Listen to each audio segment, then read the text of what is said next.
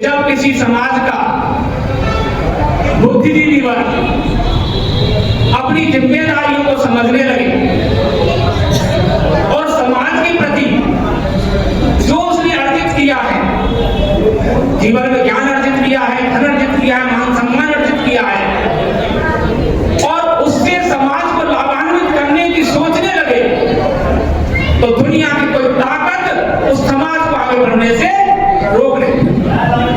जब युवा वर्ग का भविष्य सुधरता है तो समाज सुधरता है और समाज सुधरता है तो एक सभ्य और सुसंगत राष्ट्र का निर्माण होगा।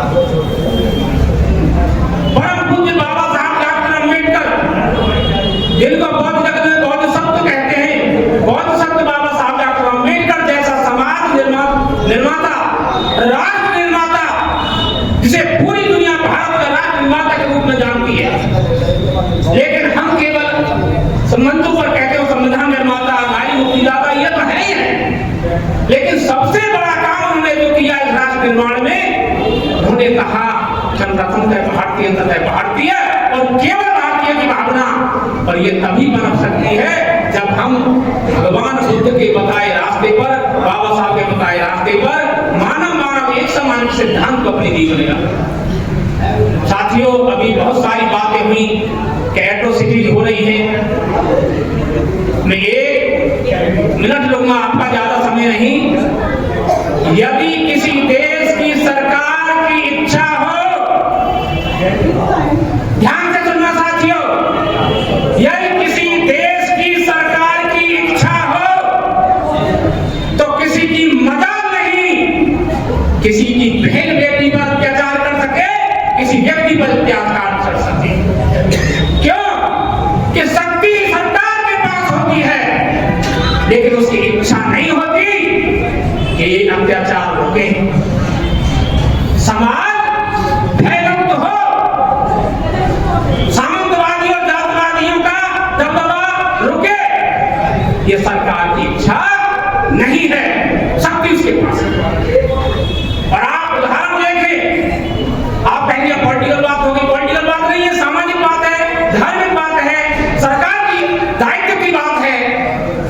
2007 से 2012 है, पूर्ण बहुमत की सरकार,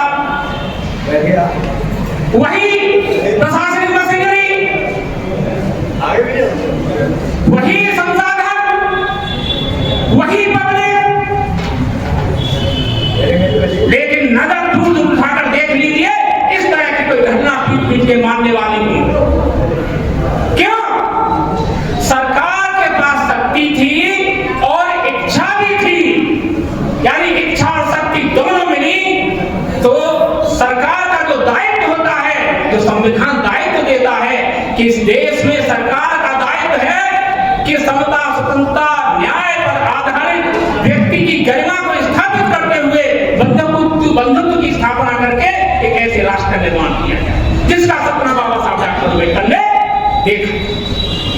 तो साथियों, ये जो सारी चीजें हैं जो आज राष्ट्रमाता सावित्रीबाई फुले के नाम से पुस्तकालय वाचनालय का उद्घाटन और तथागत सम्यक संबुद्ध की प्रतिमा का अनावरण, ये जो इस समिति ने आयोजन रखा है, ये एक पहली सीढ़ी है कि इस वाचनालय में जो बच्चे आएंगे, पढ़ेंगे, यहाँ जो विद्वान साथियों को पढ़ाएंगे, विषय के साथ साथ उन्हें इस देश की, समाज की व्यवस्था और इसे परिवर्तन कैसे किया जा सकता है। आज जो मसौदा वाला उन्होंने हमारे प्रिंसिपल साहब ने बताया, बहुत अच्छी बात है। वहां से जो ऑफिसर निकल के जा रहे हैं, वहां से जो ऑफिसर निकल के जा रहे हैं, वो संविधान को शब्दतः लागू करेंगे, अपने अधिकारों का प्रयोग करेंगे और समाज को लाभ मिलेगा। कोई भी संगठन है, शिक्षा के क्षेत्र में काम करें, समाज को जोड़ने के काम करें और आर्थिक दृष्टि में कमजोरों को ऊपर उठाने का काम करें, और इसके साथ साथ जो शक्ति है सत्ता की, उसे भी हटाने का काम करें और ऐसे लोगों को वहां पहुंचाएं, ऐसी विचारधारा की सत्ता पहुंचाएं, केंद्र में हो, राज्य में हो या नगर पालिका में हो, जो इस विचारधारा से परिपूर्ण हो, जो जिसकी इच्छा इन अन्याय अत्याचारों की रोकने की हो। इन्हीं बातों साथियों की वाणी विराम देता हूं। साथियों, हमें जो है गौतम बुद्ध के बताए हुए मार्ग पर चलना है, क्योंकि गौतम बुद्ध ने और बाबा साहब ने जो 22 प्रतिज्ञा दी, हमें उन पे चलना है, हमें ज्यादा बातों पे नहीं जाना, क्योंकि आज जो माहौल है वो इस तरह का है, क्योंकि इस अंधविश्वास से भी निकलना होगा और गौतम बुद्ध के पाठ पर उनके विचारों पर चलना है। साथियों, आज जो दिन है बाबा साहब के संविधान के दिन है, क्योंकि हम लोग जो है बाबा साहब के संविधान के अनुसार ही उनके विचारों पर चलकर मैं अपने परिवार की बात बताता हूँ।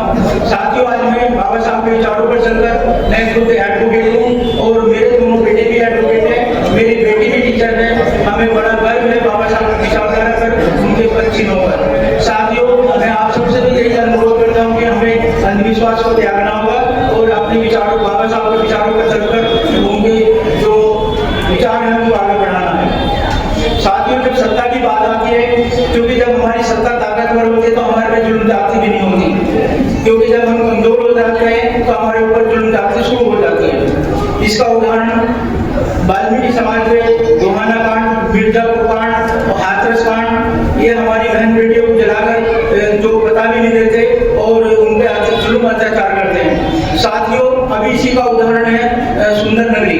सुंदर नगरी में एक 22 साल की लड़की के साथ में रेप को मर्डर हुआ और हम बहुजन समाज पार्टी के तत्वाधान झंडे के नीचे हमारे सांसद रामजी राव गौतम, प्रदेश अध्यक्ष हमारे राजेश कमल जी, सुदेश आर्य जी और पूरी टीम के साथ हम लोग वहाँ पहुंचे, उस परिवार से मिले और हमने न्याय दिलाने के लिए उनको पूरा संकल्प लिया हुआ है। क्योंकि जो दूसरे लोग हैं वो नहीं चाहते कि ये लोग आगे बढ़े, क्योंकि उनकी मानसिकता वो अपर कास्ट की है।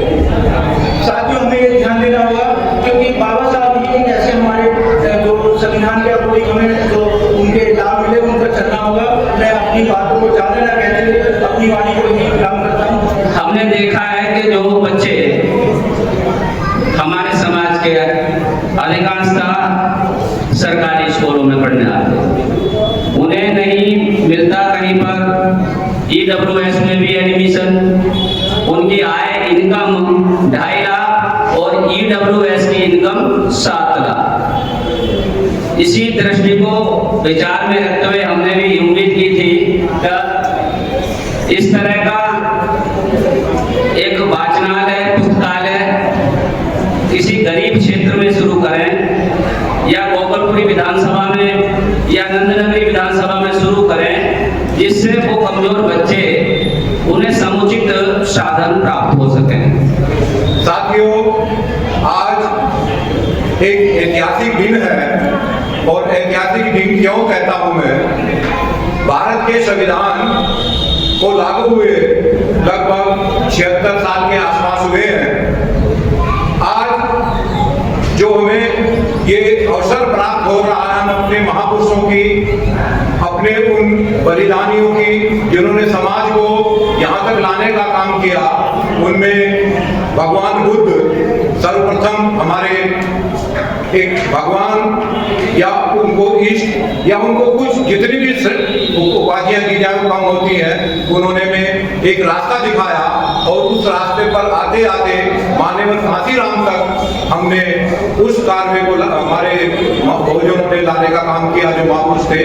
साथियों, ऐतिहासिक दिन इसलिए है कि संविधान के तहत जो हमें सब कुछ मिला है, आज हम कोई मूर्ति का अनावरण, ये शिक्षा और ये अच्छी चीजें जो हम पहने हुए बैठे हैं यहाँ पर, ये केवल संविधान की वजह से है। और मैं इस जो आज के आयोजक हैं जिन्होंने एक प्रोग्राम रखा है, ये प्रेरणादायक है, क्योंकि प्रेरणा इतिहास से मिलती है। माता ज्योतिबाई फुले, इनको इनके नाम से पुस्तकालय खोलना, देखिए प्रथम शिक्षिका के नाम से उनको भारत में जाना जाता है और आज जो पंचशील बौद्ध विहार में ये कार्य किया है, ये कार्यक्रम रखा है, बड़ा सराहनीय है। मैं उनको पूरे धन्यवाद देता हूँ। और साथियों, मैं एक बात और कहता हूँ, देखिए जब दिल्ली के अंदर कोई भी आंदोलन, कोई भी विचार पनपता है तो उसकी एक जो फैलाव होता है वो बहुत दूर तक जाता है, यानी पूरे देश में जाता है। दिल्ली भारत का दिल है और दिल पूरी बॉडी को खून संचार करता है। जो विचारधारा यहाँ से चलती है वो पूरी दुनिया में और पूरे भारत में फैलाने का काम करते हैं। तो मैं अपने वाणी को विराम देता हूँ, कहता हूँ कि जो अभी साथियों ने डिक्लेयर किया है कि पुस्तकालय खुला है, पुस्तकालय में शिक्षण कार्य किया जाएगा और वो गरीब बच्चे जो उचित शिक्षा लेने में अपना उनका सामर्थ्य नहीं है, तो ऐसे बच्चों को आगे बढ़ने का मौका मिलेगा। ये बहुत ही अच्छा प्रोग्राम है, सराहनीय है, जिसको मैं बार बार धन्यवाद करता हूँ आयोजकों को। ये हमारे लिए आज बड़ी खुशी का दिन है। जैसे अभी पहले बताया कि तथागत भगवान बुद्ध की मूर्ति का अनावरण और लाइब्रेरी, तो अभी पहले जो सतीश चंद्रा जी ने अपना उद्बोधन किया, अपनी बात रखी, मैं उसी में ये ऐड करना चाहूँगा, जोड़ना चाहूँगा कि हमारे समाज के जो भी साथी एजुकेशन से रिटायर हुए हैं, तो वो इसमें सभी योगदान दें। हमारे समाज के जो गरीब बच्चे हैं, उनको आप सभी जानते हैं कि कई बार आर्थिक स्थिति ऐसी होती है कि ना वो कोचिंग ले पाते हैं ना ट्यूशन कर पाते हैं। और यदि हम सभी ऐसा सोच लें तो हमारे समाज में सभी सब्जेक्ट के साथी उपलब्ध हैं। जो भी साथी रिटायर हुए हैं तो वो सभी इसमें योगदान दें, और जो जितना समय दे सकते हैं, जो यहाँ की कार्यकारिणी है, उनसे मेरा अनुरोध है, चाहे तो एक वो टाइम टेबल शेड्यूल कर लें, और जो इस तरह के हमारे रिटायर्ड साथी हैं सब्जेक्ट वाइज, उनसे परामर्श कर टाइम ले लें, तो ऐसे बच्चों को जो इस स्थिति में नहीं है, उनको यहाँ पर ये लाभ दिया जा सके। और ऐसा नहीं है कि हमारे समाज में टैलेंट या किसी भी सब्जेक्ट के अध्यापकों की कमी है, तो जो बच्चे नहीं कर पा रहे हैं, आर्थिक स्थिति से कमजोर हैं या नहीं जा पा रहे हैं, ये एक बहुत अच्छा कदम है।